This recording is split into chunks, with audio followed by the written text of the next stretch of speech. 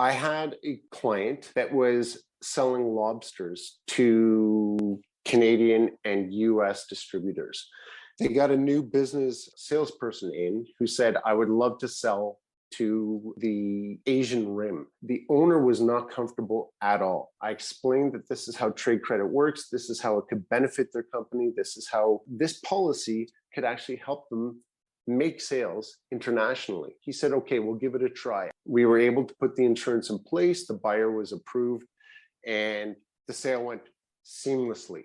So he continued to use the trade credit policy to help him make those sales. If the trade credit policy buyer wasn't approved, then the sale wouldn't happen, or it would happen on cash terms.